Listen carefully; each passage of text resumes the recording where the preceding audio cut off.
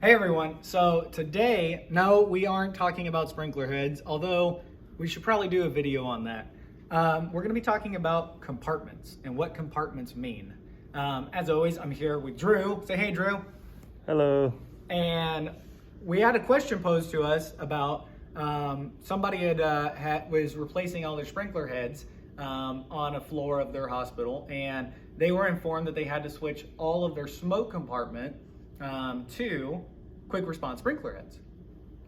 That's not what the code says. So we wanted to go ahead and clarify what it says, what it means, what a compartment is.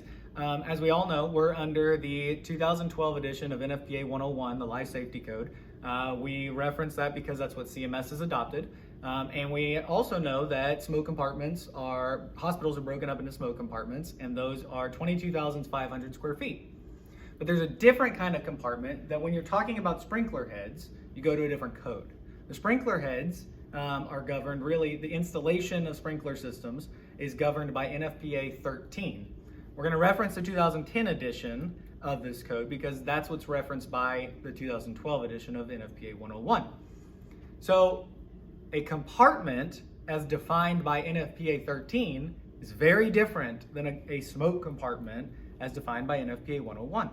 NFPA 13 is thinking about the how to set off a sprinkler head, right? So a compartment is defined by 3.3.6. And basically, show them what a compartment is, Drew.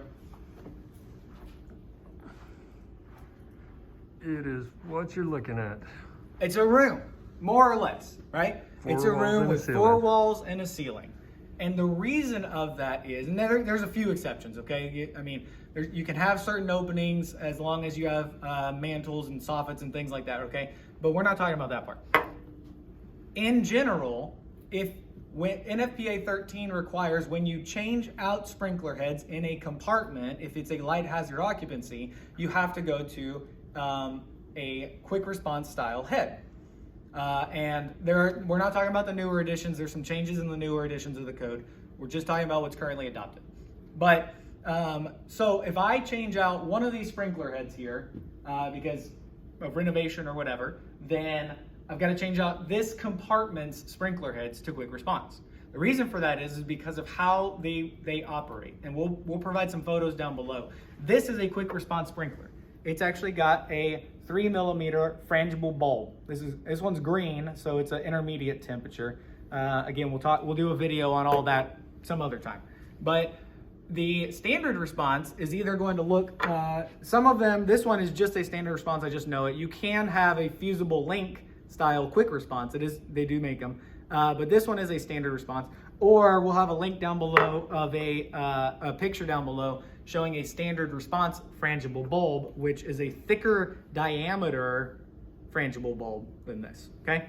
And again, it's the performance characteristics of how they operate during a fire. What we don't want is if the fire occurs over here and I have a standard response head right here, but the rest of them are all quick response, then when it goes off, when this one goes off, it likely will not be the first one to go off in the event of a fire. It will be a different sprinkler head that is a quick response. And it all comes back to thermal lag and how that operates on heating up the fusible link and frangible bulbs, okay? So if you have to replace your sprinkler head in an area for a renovation or whatever, you have to do it all within that space, that compartment. Code does say if you're doing a renovation, if we renovate this whole room but we don't touch the sprinkler system, then we don't have to change out the heads to quick response. Okay, so just a quick little video on compartments and how they're different from smoke compartments and some of the code requirements, and we'll post all those below. Anything we're missing, Drew? Not that I know of. Awesome. Till next time, happy learning.